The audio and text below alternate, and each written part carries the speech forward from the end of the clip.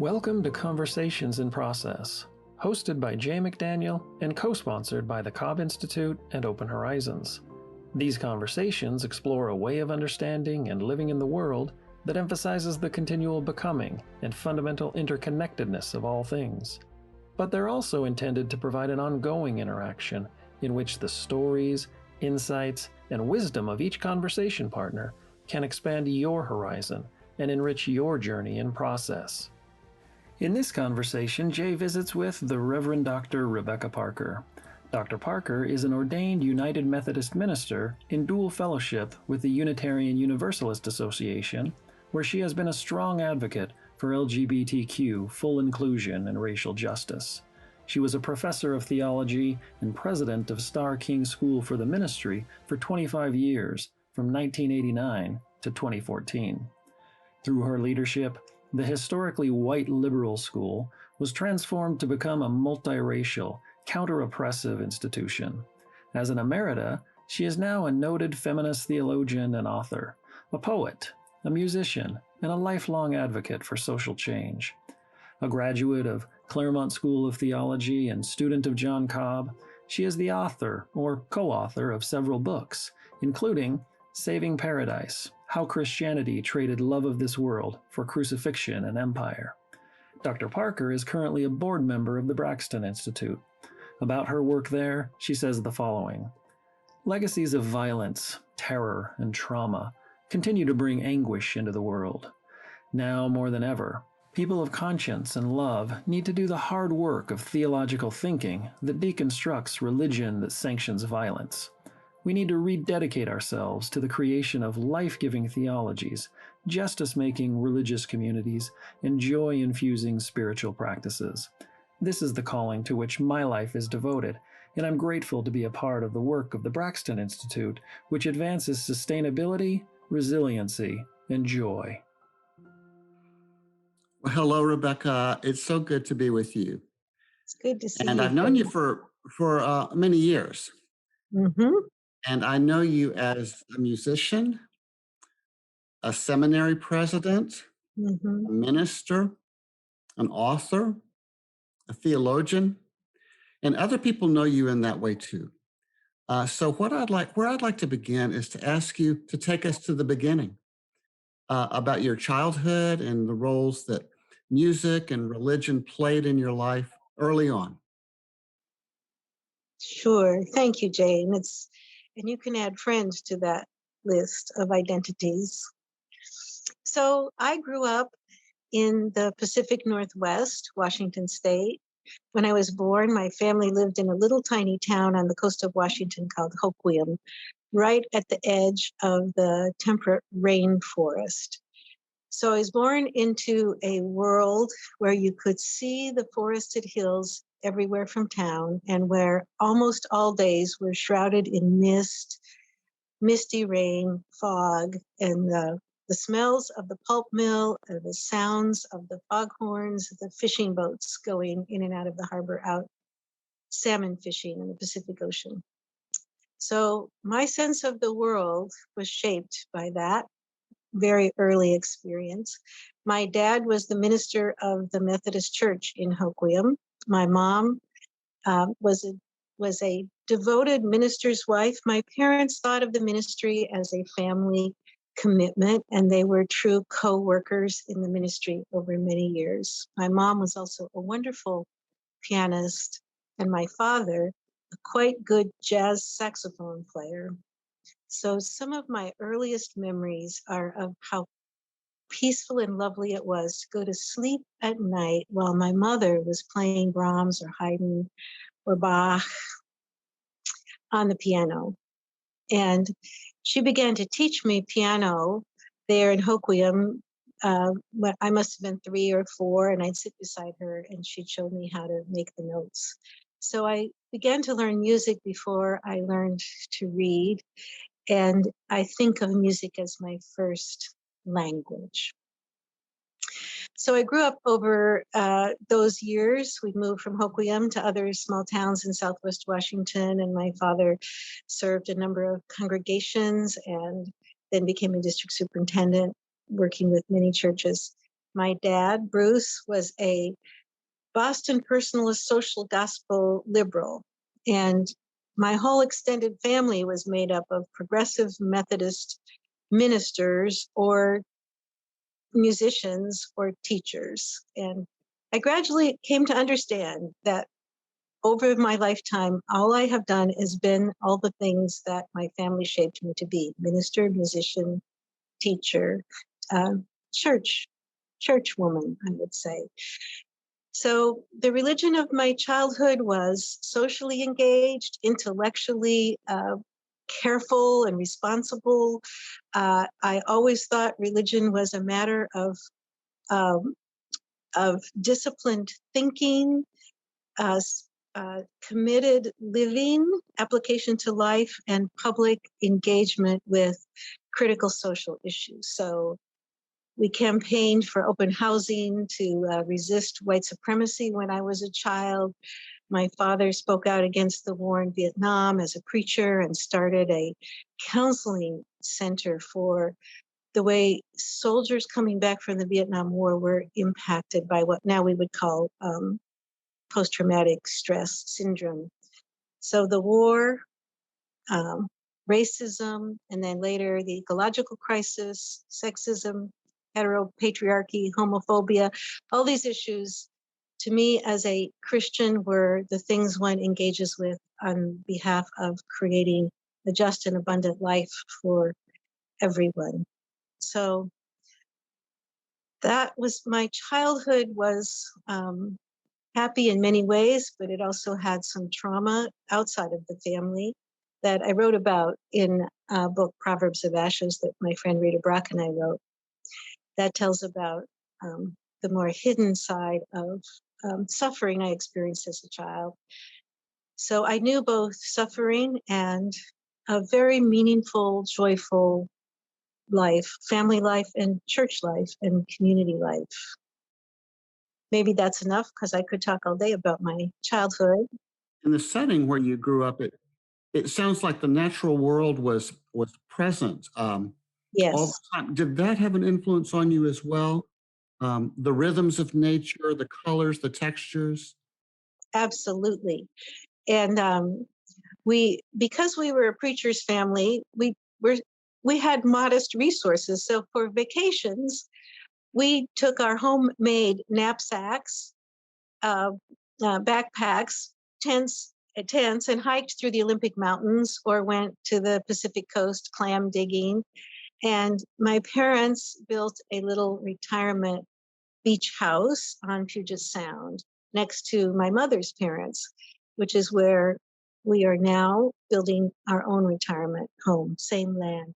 So the forest, the mountains, the cascading streams, and as a child, my grandmother was committed to teaching her grandchildren all of the names of all the birds, the animals, the trees, the plants, the seaweeds, the wildflowers, everything that we could see. So we would go on long walks, identifying everything and learning to observe closely, with reverence, really, the natural world.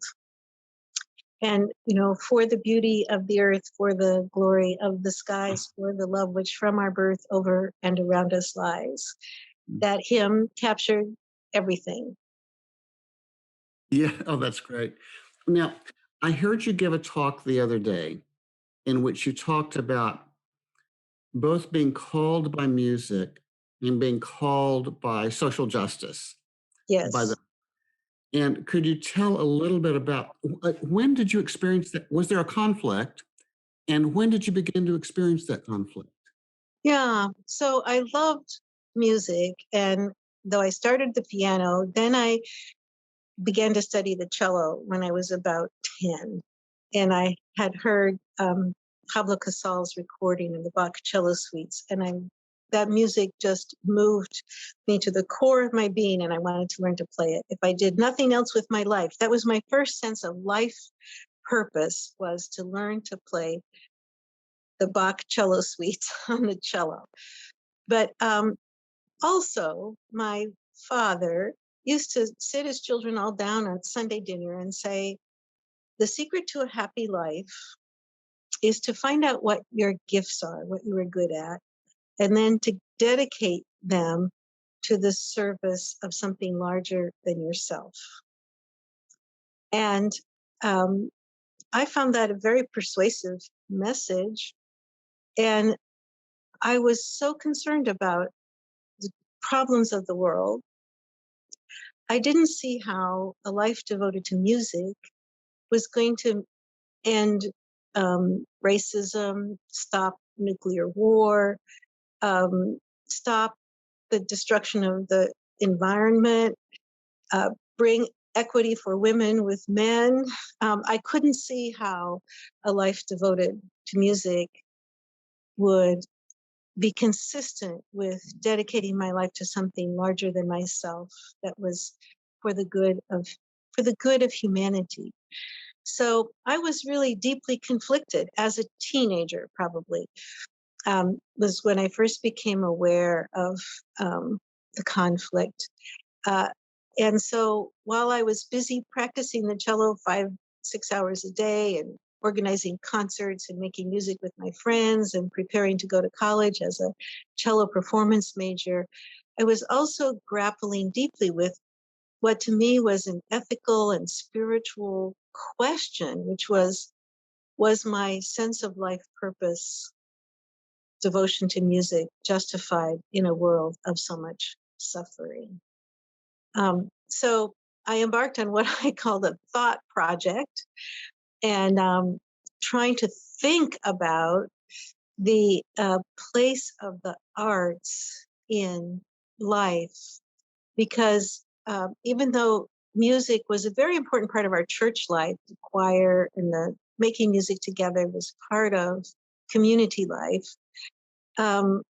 I also was influenced by the sort of classism that the classical music I loved was really just a decorative element for the wealthy who were anesthetized to the problems and struggles of the world. So music seemed almost immoral in that sense, that it had nothing to do with the struggles of pain and suffering in the world, but was for people who had all that they needed and just wanted to be entertained.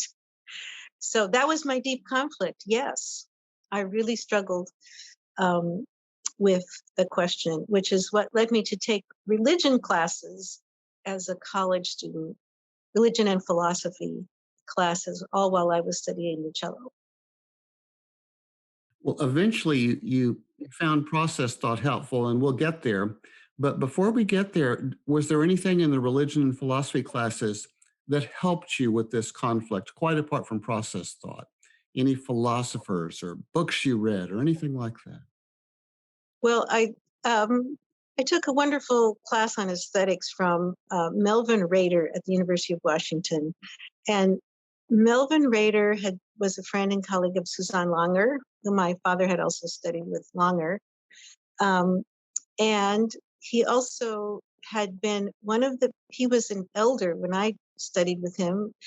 He had been blackballed during the McCarthy years as a communist, but he was a great soul, a great spirit, and he knew a lot of poetry by heart. So when he was lecturing on aesthetics, he would also often just drift off into reciting poetry in his classes. And I loved that exposure to a link between philosophy and poetry.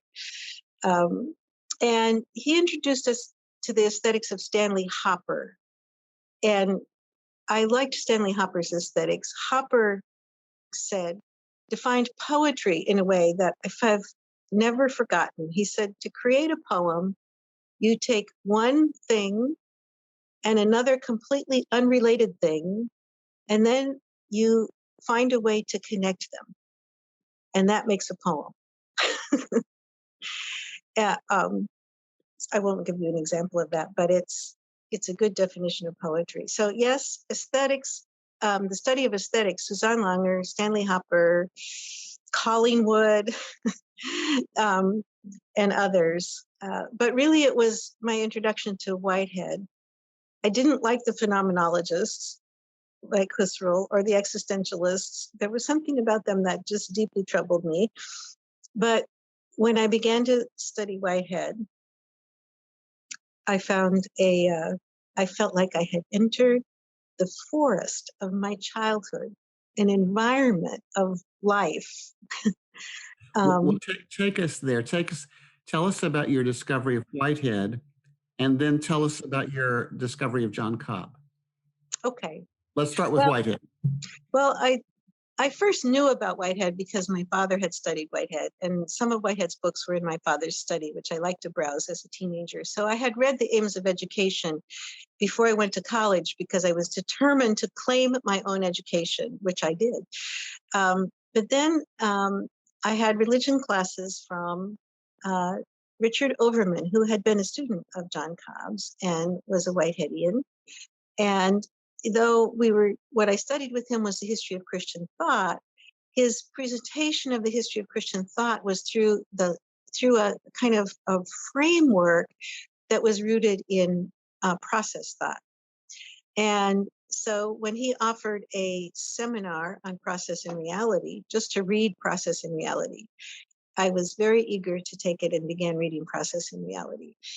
And I found in Whitehead a philosophical system that gave me a way to really delve into answering my question, my conflict about music and social justice or social change. And at the heart of that was the fact that in process metaphysics, Whitehead defines the nature of reality, or nature of actuality, to be very precise, the nature of actuality as a process of integration, like Stanley Hopper's definition of a poem, one thing and another thing brought together in an integration, you have a poem. For Whitehead, who says God is the poet of the world, the bringing together of things is the process of existence itself, of actual occasions. It is the fundamental process of being itself, which is also impermanent or momentary. So this ongoing process of relating the disparateness of the whole universe into, because it's not just one thing and another thing, it's the many and the many. So Whitehead says the many become one and are increased by one. That one then folds out, it's infolded and then folds out into the universe. So this aesthetic process was, for Whitehead, at the core of all actuality. So suddenly I had a link between, for me, it was a sudden realization that there was a link between the artistic process, what music does, what poetry does, because it's always about creating relationships, bringing one thing up against another thing to create a third thing.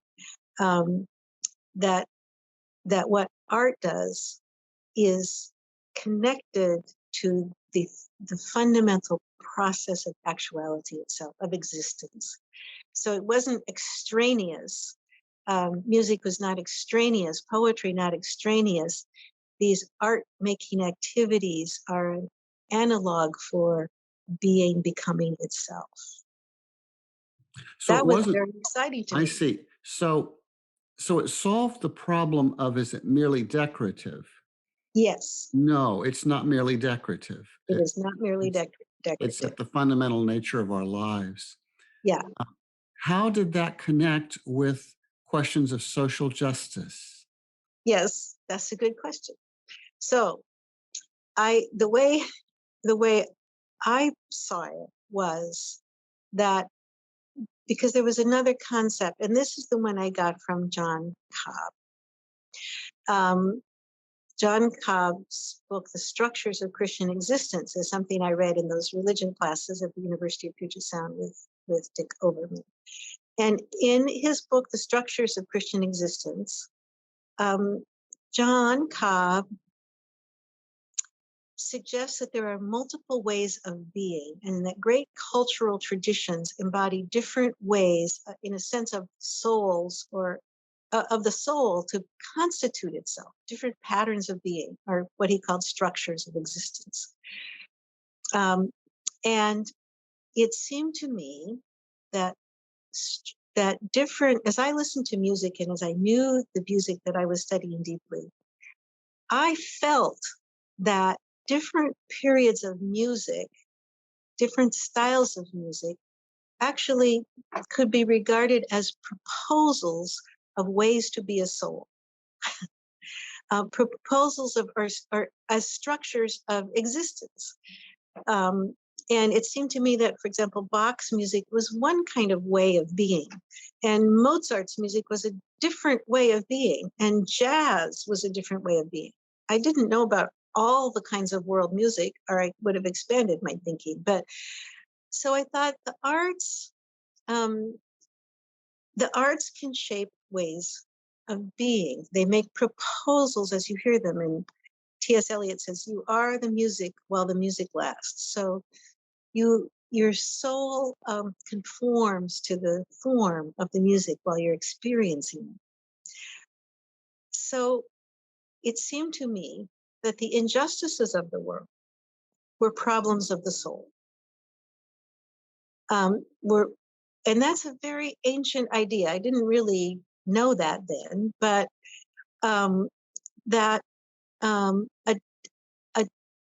disharmonious soul, that's too simple a way to put it, but problems of the soul. How could I make that more clear? Well, lack of soulfulness, for example, you think about what Hannah Arendt says in when she studied the Eichmann trials, Eichmann in Jerusalem. She said that she tried to understand the profound evil of the Holocaust and the people who performed that evil. And what she concluded observing Eichmann was that she couldn't see any overt maliciousness or even unkindness. But what she did see was what she called a lack of thinking, a lack of a deep sense of connection between the person and their actions in the world, a brokenness of connectivity. And she saw this as that evil comes from a soul that has been shaped in such an isolated and disconnected way that there's no ethical sensibility of impact on others. Whitehead, in Adventures of Ideas, defines evil in its most serious form as anesthetization, the loss of feeling, which he says is the slow paralysis of surprise. So the inability a problem of the soul that is anesthetized or disconnected, that cannot see the other as real, but sees the other as only a projection of oneself. So that kind of isolated narcissism. These are problems of the soul. Okay, it may seem like a complex leap, but to me, it was perfectly clear that the soul needed the medication, the shaping, the ministry of arts that teach patterns of soulfulness that foster connection, engagement, aliveness rather than anesthetization, and a capacity to make relationships that have beauty or vitality to them. And that all of the evil and injustice in the world is connects to a lack of those things. Does that make sense, Jay? Oh, it does to me. It reminds me of Bernard Loomer's notion of a soul with size. Yes. And how when we ourselves anesthetize ourselves or are anesthetized, we lack a kind of soul size. We don't grow. And I do wonder also if injustices themselves don't inhibit or prevent or obstruct soul growth in others too. We can obstruct their capacities, perhaps. I don't know. You spend a lot more time with people in trauma than I have. Can you link it to the, not to the unjust soul, but to the victim of the unjust soul? The victim of the unjust soul, great phrase. Thank you, Jay. The victim of the unjust soul is harmed at the soul level. Some people speak of the sexual abuse of children as soul murder, or others of the injustice of racism as spirit murder. So the killing of soulfulness in people is the impact of injustice. Now, the resistance to injustice by those who are harmed requires an assertion of soulfulness, a recovery of soul, a deepening of soul. And this is why the in those who have experienced the impact of terrible inhumanity and dehumanizing oppression or harm, sometimes, because this is not a given, but sometimes develop profoundly significant music and art and dance and poetry, because it is the medicine that heals their souls. So some of my African American friends speak about the dual reality of struggle or suffering and joy. I think Alice Walker said, resistance is the secret of joy. And so those who are traumatized also have to assert the agency of creativity, of their creativity from within their own souls and in relationship to the communities they are part of, because often oppression is not individual, it's whole communities and cultures. So the arts are profoundly important to communities that are resisting injustice.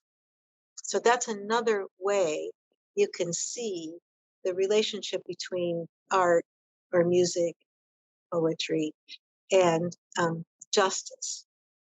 Not in terms of the healing or transformation of those who have lost their soulfulness and are causing harm, but in the sustainability, recovery, thriving of those who are impacted by injustice.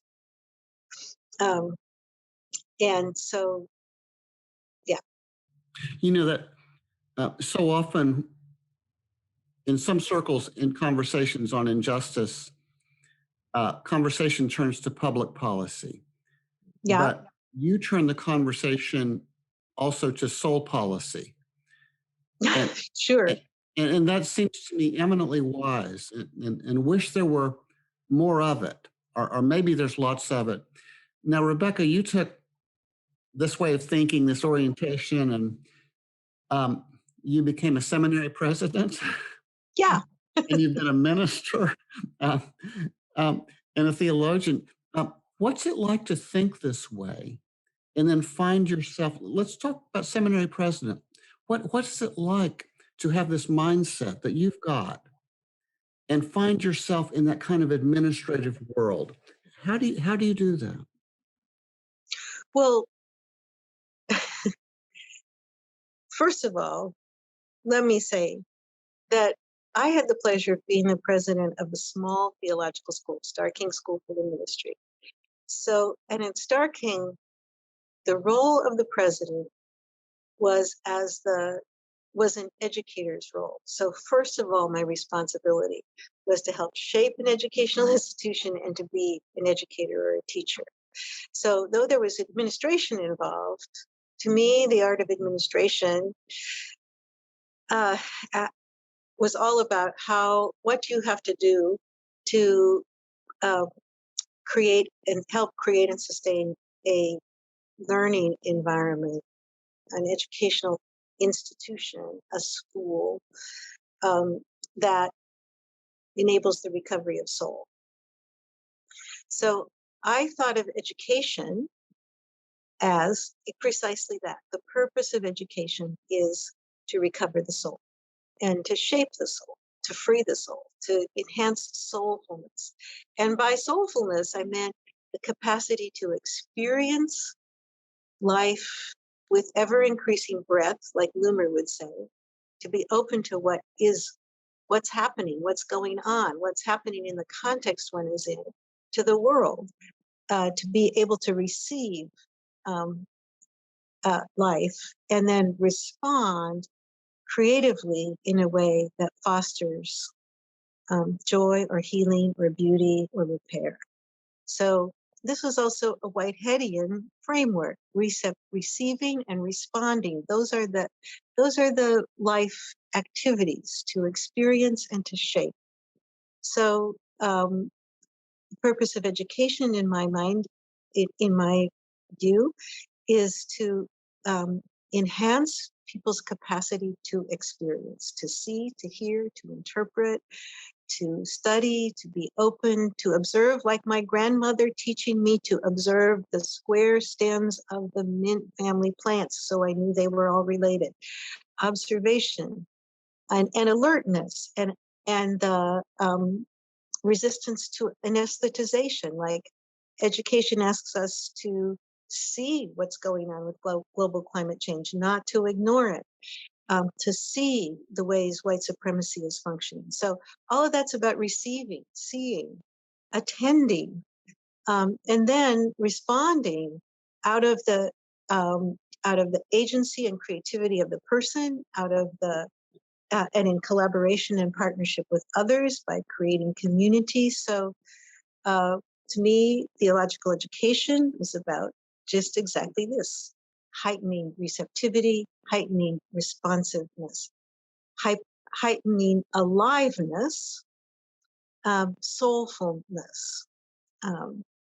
And so the arts have to be part of the curriculum of a theological school. And Star King School had known this for decades before I became its president. And I think perhaps one of the reasons I was called to be the president of Star King School was because I had such a deep sense of the relationship between the arts and religion and social justice, all of which were important. So Star King always had living, active artists teaching on the faculty: photographers, painters, theater people, musicians, so that theological education included learning from practicing artists. So you can see there was a link for me between theological education and my core loves and commitments and understandings. If we could talk for a minute about God and Whitehead's understanding of God, and Mm-hmm. how did that influence you? What did you make of it? What do you make of it? What do you draw from it? Anything you want to say, I think, would be interesting. Well, Whitehead speaks of God in philosophically technical terms, but also in some metaphors: God, the poet of the world, the fellow sufferer who understands.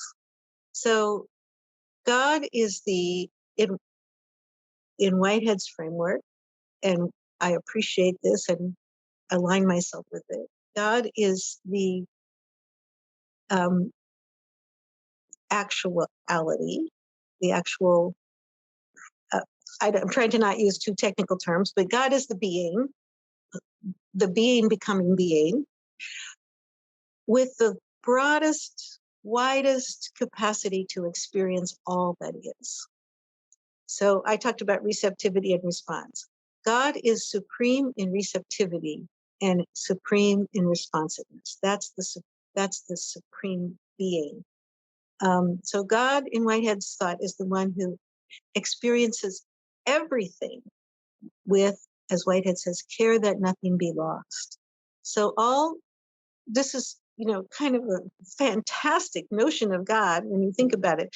But God is the one who has experienced every moment of joy or suffering, every every raindrop, every spring blossom coming into bloom, every shift of the tides, and in all of the planets and all of the galaxies, in all of the universe or the multi-universes. God is the experiencer who holds, and then holds together all that is in such a way that flows, that God's holding of all that is, moment by moment, also then makes available to everything in creation, everything in the universe, a proposal of how to be in the next moment, how to hold everything together. So this is the way in which God is an artist making proposals to the universe for patterns of vitality and beauty and life and repair, justice. So God is the source of justice. God is the source of beauty. But God is also the container, the all-holding one, in whom all that has ever happened is eternally cherished. So God is also as it were, the home of the ancestors. God is heaven. God is the kingdom of heaven, the holding of all the ones who've gone before us. And there's a way in Whitehead's thinking that this all holdingness, God's all holdingness, is an eternal now. In Whitehead, that eternal now never passes into the past. In the hartshorn cob variation of process conceptions of God, God becomes a historical being where every moment comes to its fulfillment and then passes away and the next moment arises. We could go down that path to Jay or other process thinkers, but what's so beautiful in Whitehead's conception of God is this God's all holding of everything that ever has been. God as the kingdom of heaven means that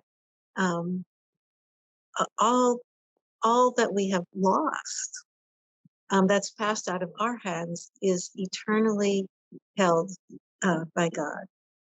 So God is the one in whom nothing beautiful or good that has ever happened is ever lost.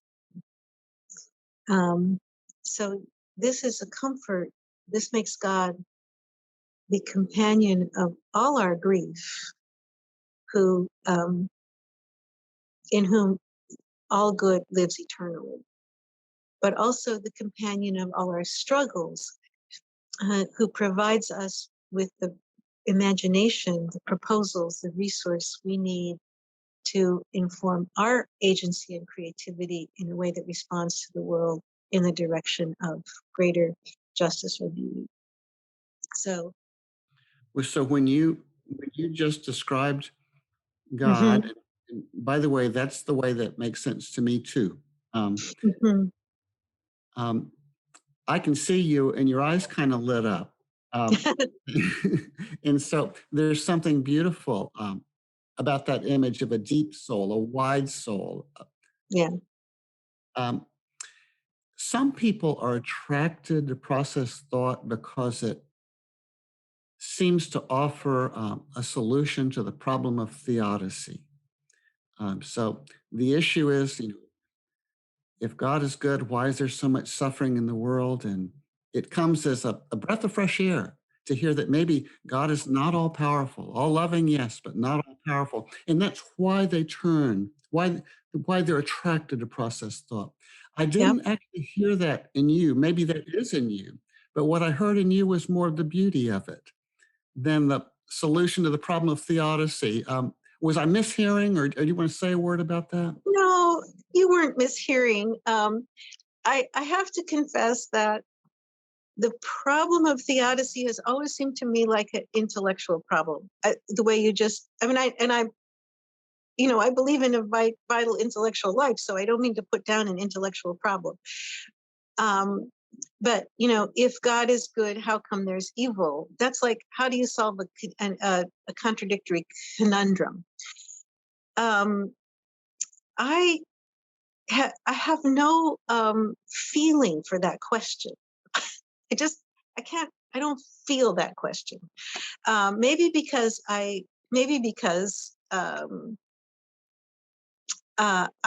was not raised as a kind of liberal Christian who saw God as the all-controlling, um, you know, as the authority.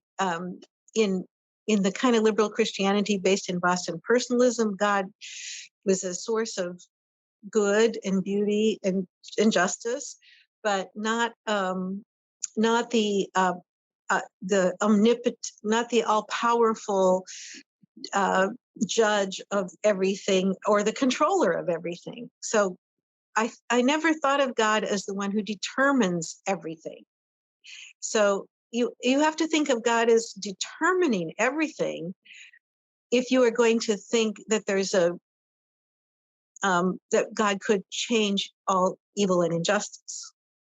So I thought of ourselves as human beings as having responsibility as agents of history. That was actually the religion, the progressive Christianity of my childhood, saw us as responsible for the way we shape the world. So I didn't think God made everything happen. I don't think everything happens for a reason. And if God doesn't make everything happen, I didn't have that dilemma. So Right. I believe that that's a sincere struggle for people. But it's only a struggle if somewhere deep down you have been convinced of a notion of God as the one who controls and determines everything. But in Whitehead, every occasion is self-determining. So the universe is a plenum of interconnected self-determining actualities. So there's so many agents and actors in the universe. God is not the only actor. So I'm with you on that one too. And actually, I grew up a Methodist. Yeah. And I never heard that either. So my wrestling match was never against that image of an all-controlling God. I didn't have that battle, but I thought God was good. Yeah. Was good and loving. Not a bad place to start. Yeah. Rebecca, I'd like to ask a question about soul growth for a second. Just your understanding of soul growth. And the question's really very simple. What is the value of solitude in soul growth? And how is that related to the value of community in soul growth? And let's assume that there's a place for both. But do you think people can have too much community and need solitude? Can you just say a word about the place of solitude in the process of soul growth? Rebecca Parker understood. It's a somewhat amusing question right now, Jay, as we're having this conversation. We are still in the pandemic, and many people have been isolated and alone. Some and quarantined for months and months. So the question, can you have too much community, may not be the question of the moment, but can you have too much isolation or solitude? At any rate, I think that you can have too much community. That is, because we are relational and communal beings.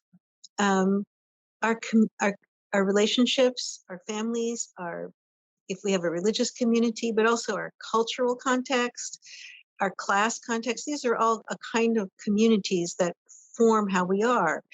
And very few of us are radical individuals, despite the fact that we have a culture that believes in radical individualism. Most of us think what our community thinks, feel what our culture feels, see. We mostly behave like our group behaves. We may have some, individual quirky variations, but we are really socially constructed and social beings. We're like, the redwood forest. You might think there are a dozen trees, but all the redwood trees are one tree. So when is community too much? Because it's a given reality, our social connectedness. But any culture, every community has its cultural norms. Any culture is going to have things that it excludes that need to be attended to. White supremacy culture, for example, has qualities that make it harmful to the larger human family, and not all that good for whites, those of us who are shaped as white. So, I would say racial identity is a communal identity. So we have to experience diversities of communities to get a perspective sometimes on our own community. You have to be able to step out, or communities, you have to be able to step outside of a social group, a community, a family, a church, a religious tradition, to gain perspective on it and see where its strengths and limitations are. So that's a requirement of any justice-seeking person or community. So solitude is one way the cultivation of solitude, of an inner attentiveness, and inner awareness, can be one way of stepping outside.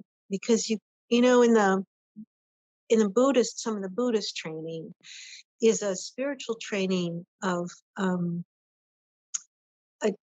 inner attentiveness to what some Buddhist teachers call view, the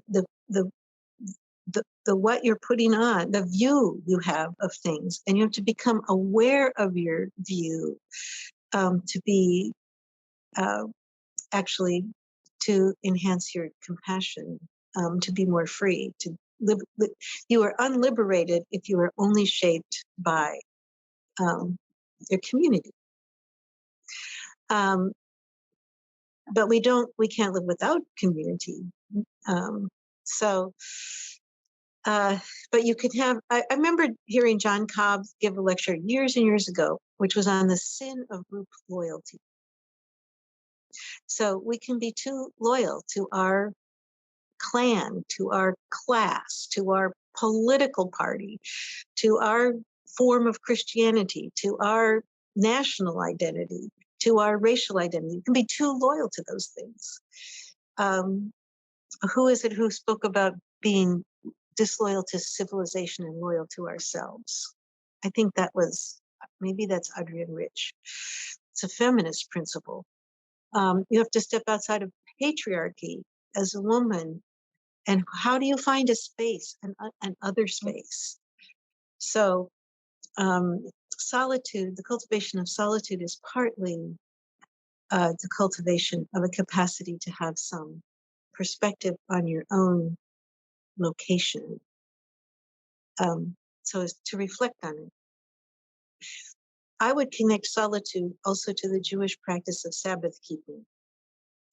And that for 6 days of the week, you're immersed in the world of work and culture and responsibilities. And one day you stop everything. You don't do any of those things. And you have a space of reflection, or actually disconnection, that allows something else to come in.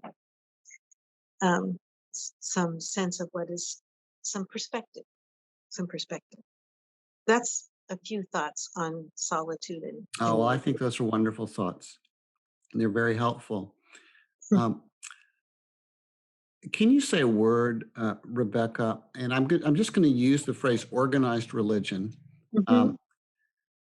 Your hopes for it, your despairs concerning it, both, or um, wrong way to put the matter. But speak to the issue of organized religion for a second. Well, there was that great architect who said about religion, why organize it? But I actually believe in organized religion. I believe in institutions. I spent 25 years as the head of an institution. Institutions take care, they take stewardship, and organizations are how we intentionally shape things like community and relationship and purpose and value. Um, a forest is an organization. Um, I think of organization as a natural, as a life function, a life system function, um, uh, and an organizing of interactivity, an organizing of resources, um, a building of buildings, a creating of homes, um, and an economy isn't. Nobody asks about organized economies.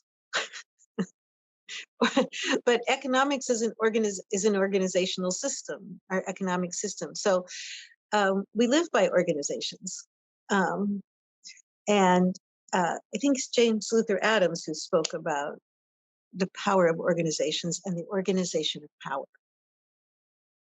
So, uh, um, so organized religion is a much more in-depth, intentional, and collaborative activity, human activity, than is disorganized religion, also known as spirituality.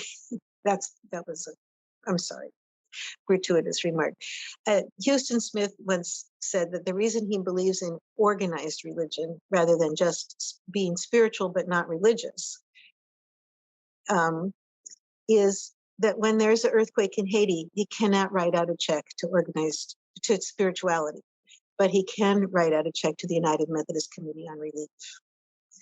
So organized religion is how we organize for good, how we organize for accomplishing things. And also, my friend Patty Lawrence, who I worked with for years at Stark King School, said, institutions and organizations are also how we pass things on from one generation to another.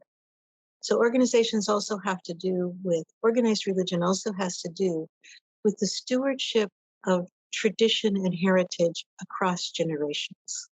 It's not, and that stewardship is not just a repeating generation after generation, but a receiving and transforming. It's another aspect of receiving and shaping or creating. So I believe in the importance of organized religion, and the power of organized religion.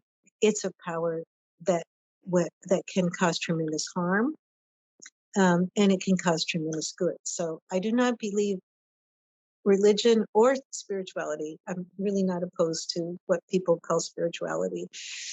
I just prefer to speak about religion and organized religion. That now I lost my train of thought. But the so never mind. Whatever I was going to say. Houston Smith Oh, also. yeah. Well, another quote from Houston Smith. He said, a lot of people say religion would be a pretty good thing if people just didn't get involved with it. Right. But he disagreed with that. He said, without organized religion, good ideas would never gain a foothold in history. Exactly. They would just kind of come and go. Yeah. And so that's to your point, that it shepherds the best. It can shepherd really good insights and practices generation to generation. Let them gain a foothold. Mm-hmm. And the arts work this way too. As a young child, I was musical. I liked to sit and pound on the piano, and I would make things that sounded like music to me. But only as I learned the traditions of music, the forms of music, the heritage of music, learned to play the music of others, became part of the community of music.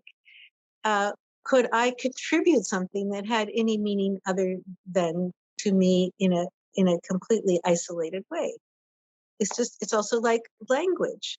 None of us have, well, very few of us have just an isolated personal language. It's communal, it's collective. Yeah, so I guess what I was going to say was I don't think of religion as an unqualified good. Religion is not necessarily a good at all.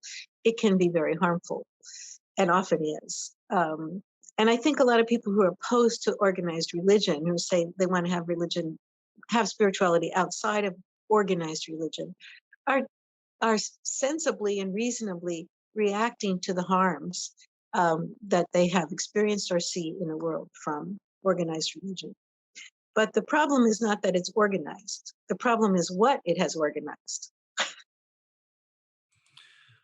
Well, Rebecca, this has been great to be with you today. And is there a question that you wish you were asked that I didn't ask? Are you asking if there's a question I wish you'd asked? You know, there's one thing we didn't speak about that is part of all this that I'd like to at least mention, and that is the place of the importance of ritual, which is an art form or a form of art making. The place of ritual in religious life and the relationship between ritual and the arts. And this is one of the things I've been very dedicated to in my work and in my collaborative theological work with Rita Nakashima Brock, was to really lift up the place of the sacraments, of communal worship, of ritual activities that are one of the ways our souls are shaped in relationship to one another, can be shaped for the good. So we don't have to talk about that now. I just wanted to mention that as a corollary to a lot of what we've been speaking about, because it's one of the things that got lost in Protestantism to a great degree. It needs to be recovered as we look to the future. As we look to the future, I want to see the religious traditions that I know best and have been part of. Methodism is one of them. Unitarian Universalism is another. To intensify the vitality of the arts and of ritual and community life as they shape human souls to be alive, alert, compassionate, engaged in this world in a way that receives all that is, the terrible and the beautiful, the harmful and the good, and responds to it in a way that medicates harm, repairs injustice and evil, and advances vitality and life and beauty. I think you have just enunciated a theology that is so true to you and that many people are drawn to, and I'm certainly among them.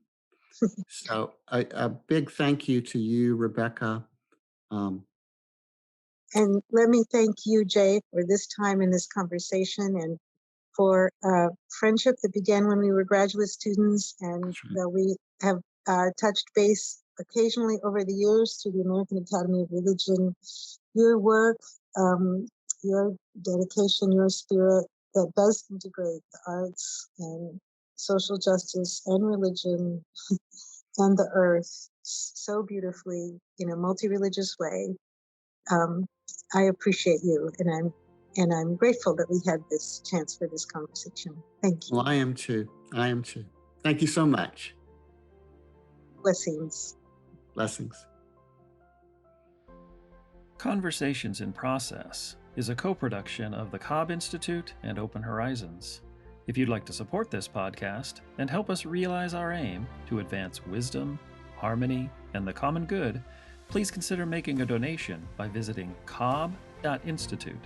That's cobb.institute and clicking on the donate button.